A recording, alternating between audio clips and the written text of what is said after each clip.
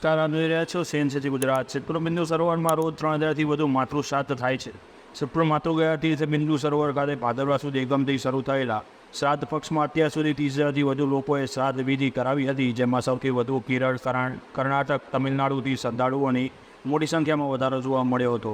ગવર્મેન્ટના સૂત્રોના જણાવ્યા અનુસાર દરરોજ 3000 જેટલા પરિવારો દ્વારા માતૃશ્રાદ્ધ છે. પુરાણ પ્રસિદ્ધ શ્રી સ્થળ પવિત્ર સરસ્વતી નદી તટે વસેલ સિદ્ધપુર શ્રદ્ધાળુઓ સિદ્ધપુર હિન્દુઓનું યાત્રાધામ અને ગુજરાતનું કાશી ગણાય છે. પિતૃશ્રાદ્ધ બિહારના ગયાજી ખાતે થાય છે, એમ માતૃશ્રાદ્ધ અહીંના બિંદુ સરોવર ખાતે કરવામાં આવે છે, જેમાં દર વર્ષથી જેમ ચાલુ વર્ષે પણ સમગ્ર ભારતમાંથી લોકો અહીં માતૃશ્રાદ્ધ વિધિ પિંડદાન માતૃગયા માટે આવી રહ્યા છે. આપણા વેદ પુરાણમાં જણાવ્યા મુજબ માતૃગયા તીર્થમાં શ્રાદ્ધ વિધિ તેમજ પિંડદાન કરવાથી વંશની વૃદ્ધિ અને સમૃદ્ધિ પ્રાપ્ત થાય છે.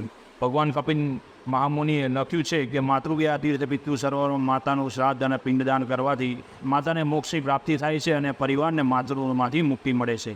બિંદુ સરોવર ભગવાન કપિલ મહામુનિની જન્મસ્થળ છે. બ્રહ્માજીના માનસ પુત્ર મહર્ષિ કંદર્પ ઋષિ અને દેવહૂતિ માતાના તપોભૂમિ છે. ભગવાન વિષ્ણુના અંશાવતાર કપિલ મહામુનિના જન્મસ્થિત કરદમ ઋષિ અને દેવહૂતિ માતાએ અહીંયા 10,000 વર્ષ તપ કરેલ છે. ભગવાન કપિલ મુનિએ તેમની માતાજીને સાંખ્ય શાસ્ત્રના ઉપદેશ આપ્યા હતા. ભગવાન પરશુરામજીએ માતૃ હત્યાના ઋણમાંથી મુક્તિ માટે માતૃગયા શ્રાદ્ધ કર્મ તેમજ પિંડદાન કર્યું હતું. ત્યારથી આ સ્થળ માતૃશ્રાદ્ધ માટે જગતભરમાં પ્રખ્યાત થયું છે.